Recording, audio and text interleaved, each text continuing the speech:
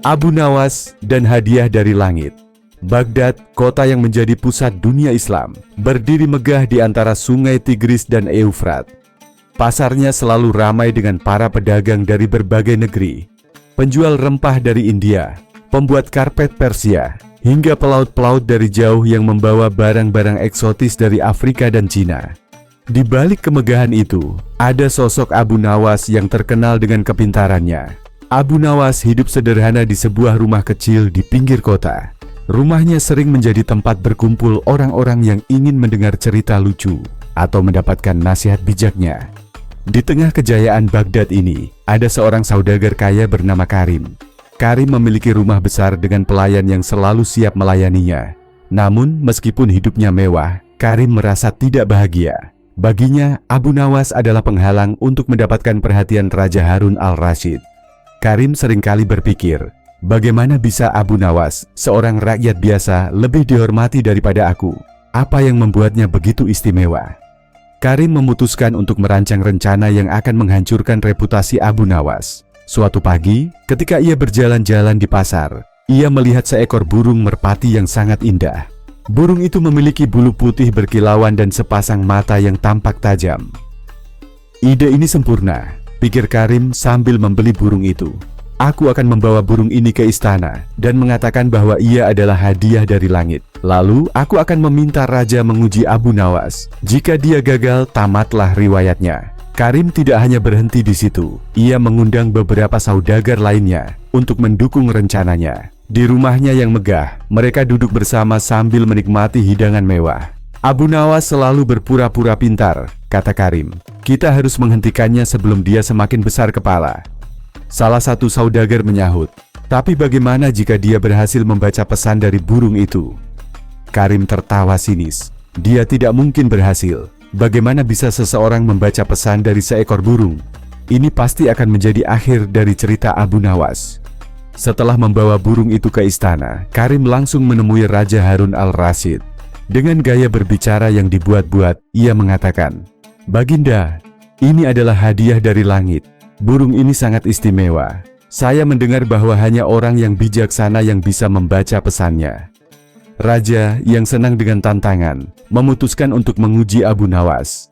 "Panggil Abu Nawas ke istana," perintahnya. Ketika utusan raja tiba di rumah Abu Nawas, ia sedang duduk di teras rumahnya sambil menikmati teh hangat. "Abu Nawas," kata utusan itu, "raja memanggilmu ke istana. Ada tugas penting yang harus kau selesaikan." Abu Nawas menatap utusan itu dengan alis terangkat. "Tugas penting? Ini pasti ada hubungannya dengan saudagar Karim. Dia terlalu banyak waktu luang untuk menciptakan masalah." Namun, Abu Nawas segera bersiap dan mengikuti utusan itu ke istana. Di istana, Raja Harun al-Rashid duduk dengan penuh wibawa di singgasananya. Karim berdiri di sampingnya dengan wajah penuh senyuman licik. "Abu Nawas," kata raja, "saudagar Karim telah membawa hadiah istimewa untukku. Burung ini katanya membawa pesan dari langit. Aku ingin kau membuktikan kebijaksanaanmu dengan membaca pesan itu." Abu Nawas memandangi burung itu sejenak. Ia tahu bahwa ini adalah jebakan. Tapi seperti biasa, ia tidak menunjukkan rasa khawatir. "Baginda," kata Abu Nawas sambil membungkuk hormat, "pesan dari langit adalah sesuatu yang sangat sakral. Burung ini perlu waktu untuk mengungkapkannya. Izinkan hamba membawa burung ini ke rumah selama 3 hari. Raja mengangguk setuju, tetapi Karim langsung menyela, "Baginda, apakah bijak memberikan burung itu kepada Abu Nawas? Bagaimana jika ia hanya mencari alasan untuk melarikan diri?" Raja menatap Karim dengan tajam. "Karim, aku telah mengenal Abu Nawas lebih lama daripada kau. Aku percaya dia akan memberikan jawaban yang memuaskan." Karim hanya bisa mengangguk dengan enggan, sementara Abu Nawas membawa burung itu pulang. Di rumahnya, Abu Nawas memandangi burung itu dengan penuh perhatian.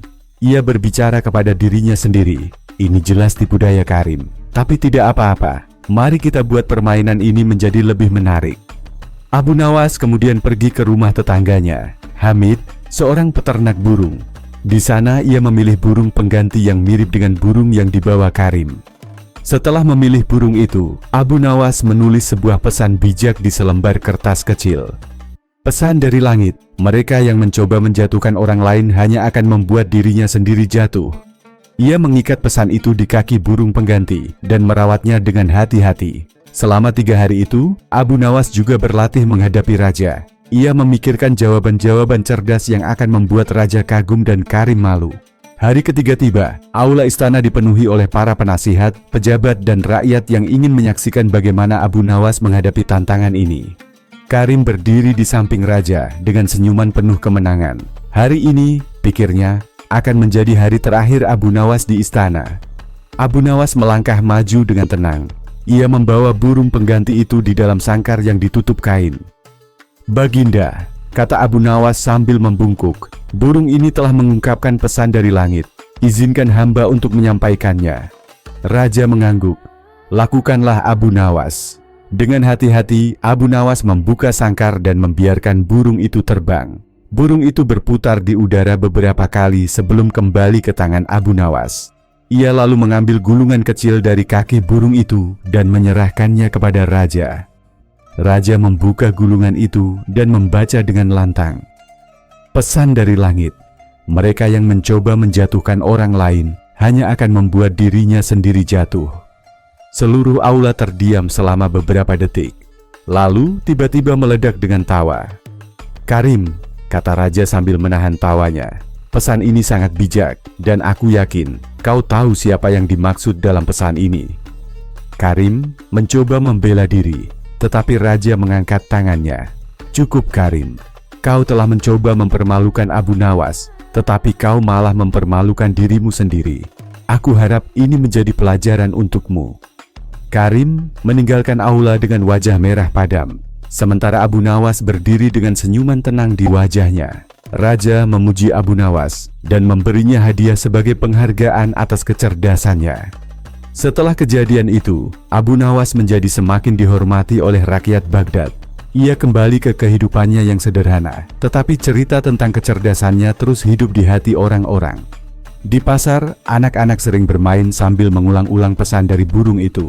Mereka yang mencoba menjatuhkan orang lain hanya akan membuat dirinya sendiri jatuh. Abu Nawas sendiri hanya tertawa kecil setiap kali mendengar cerita itu. Bagi Abu Nawas, hidup adalah permainan yang harus dijalani dengan kecerdasan, humor, dan hati yang baik.